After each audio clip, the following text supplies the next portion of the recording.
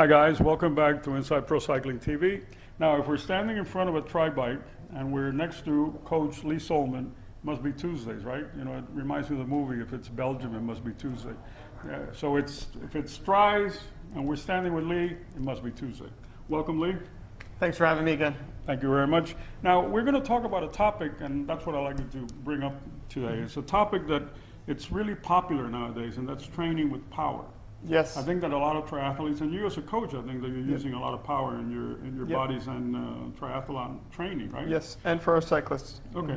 So why don't you give us a little bit of an insight on how you're using power, what actually constitutes a power meter, and how does it work? I mean, we put these things on the bike and we think that it just happens, but I mean, I'm sure that there's a mechanics to it, right? There's mechanics and there's physiology to know and there's training methodologies to know. Basically, power meters measure the amount of torque that is put on the crankset.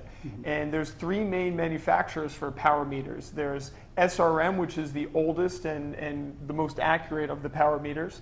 There is a Power Tap, and there's also a new company called Quark. And all of those power meters roughly work the same way. There are strain gauges built into the unit. For instance, with the SRM, the strain gauges are built into a plate behind the crankset. And those strain gauges measure the torque. For the Power Tap, the strain gauges are built into the hub of the rear wheel.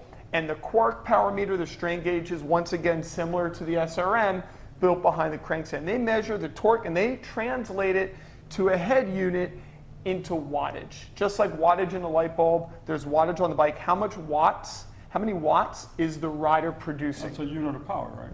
What's that? A unit of power, exactly. Now, you were talking about strain gauges. What is a strain gauge? Strain gauges are little pieces of foil that measure the amount of torque that's put on that unit. Okay.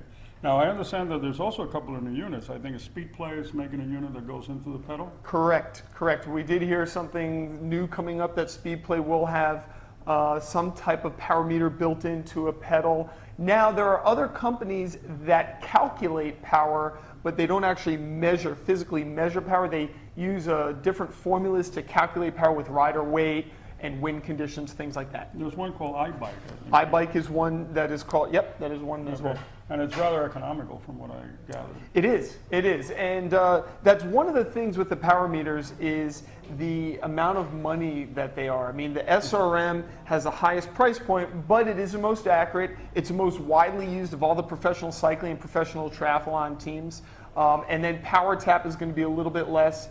And Quark as well is going to be a little bit less. Okay, now let's go to the practical aspect of it. As a coach, how do you use the power data that one of your students will provide you with?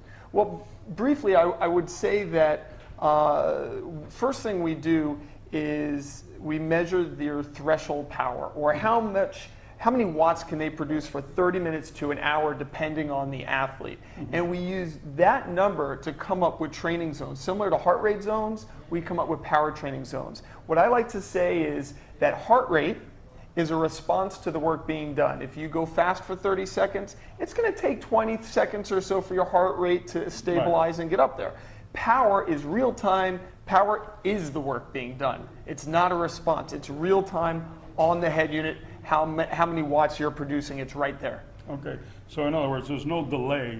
You're basically, it's real time. The moment that you begin to apply that pressure, it's beginning to read that. Yep, it reads right away. So exactly. There's no lag there between what's really happening. Exactly. Okay, now you get to train then within those parameters, right? You establish, like for example, you got an anaerobic threshold or whatever, which was done with heart rate.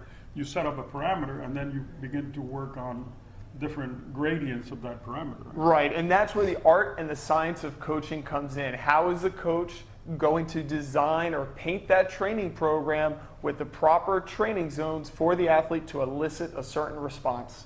Excellent. Well, Lee, thank you very much. I think that was very insightful. I think that people that probably are interested in using a power meter might have a better idea and understanding of what it actually does and how it works. And what we'd like to do is just a little unsolicited plug here. It's bodyzen.com. Bodyzen.com. Okay. You can buy power meters and get training with power. Excellent. Thank you, Lee. Thanks for having me. Thank you very much, guys. See you next TriTuesday with Coach Lee Zohlman.